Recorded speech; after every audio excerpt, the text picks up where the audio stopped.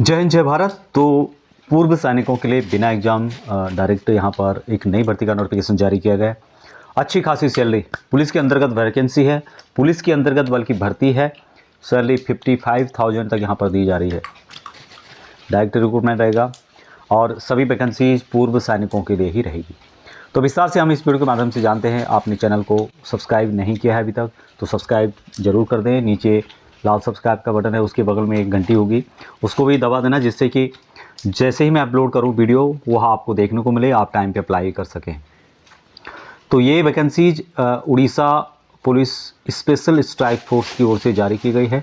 16 जनवरी 2025 को 16 जनवरी 2026 को ये नोटिफिकेशन जारी किया गया है।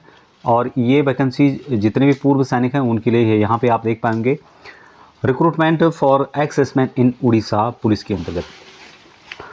अभी यहाँ पर इनके द्वारा जो आगे मेंशन किया गया है, सबसे पहले है कि it is intimated that 3 battalion of Orissa special strike force, 3 battalion यहाँ पर है जो कि पूर्व सैनिकों से संबंधित हैं, पूर्व सैनिकों के हैं, सभी पद पूर्व सैनिक यहाँ पे होते हैं।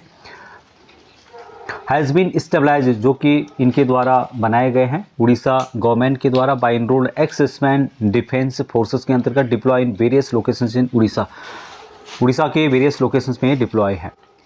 नेक्स्ट पॉइंट है कि Orissa police is presently in the process of further recruitment of ex-serviceman for Orissa special strike force battalion to meet operational and functional requirement of the force. यानी कि Orissa police presently in the process of इनको भर्ती कर रही है। जो Orissa special strike force है उसमें जो ऑपरेशनल है या फंक्शनल रिक्वायरमेंट है उसको यहाँ पर पूरा कर रही है पूर्व सैनिकों के द्वारा। While the recruitment is open to ex-serviceman of all eligible category. ये वैकेंसीज पूर्व सैनिक जितने भी हैं ऑल कैटेगरी के सभी के लिए ओपन है। ऑल इंडिया से यहाँ पर वैकेंसी से संबंधित जॉब दी जाती है। It is clarified that the process the recruitment is not confirm to general duty personnel only and ex-serviceman process special skill including but not limited to brass band personnel and other technical trade। इनके द्वारा बताया गया है कि यहाँ पर जो general duty है उसके अलावा भी जो भी स्किल्ड है सभी के लिए यहाँ पर वैकेंसीज इनके द्वारा रहने वाली है, जिसमें कि टेक्निकल स्किल जिसको आता है उनके लिए वैकेंसीज है। उसके अलावा ब्रास बैंड या अदर ट्रेड के जो भी अपने काम में एक्सपर्ट हैं उन सभी के लिए वैकेंसीज है। तो कुल यहाँ पर इनका मतलब ये है कि पूर्व सैनिक जीडी के अलावा यहाँ पर आपको टेक्निकल वैकेंसीज भी मिलेगी। दूसरा है कि यहाँ पर जो है ब्रास बैंड भी यहाँ पर उससे रिलेटेड भी जो होता है बैंड पार्टी वो भी यहाँ पर एलिजिबल रहेंगे।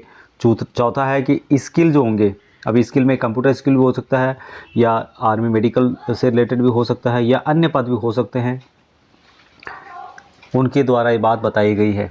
अभी एलिजिबिलिटी क्या क्या रखी गई है इनके द्वारा।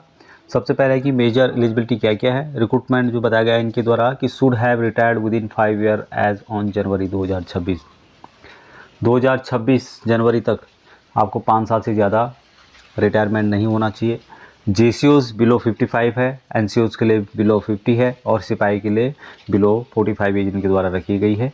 और कैटेगरी मेडिकल सेफ वन होना चाहिए। दूसरी जो बात यहाँ पे है कि सैलरी क्या दी जाएगी, consolidated reimbursement as per month के हिसाब से। जेसीओज को 55 एज है तो 55 सैलरी दी जा रही है।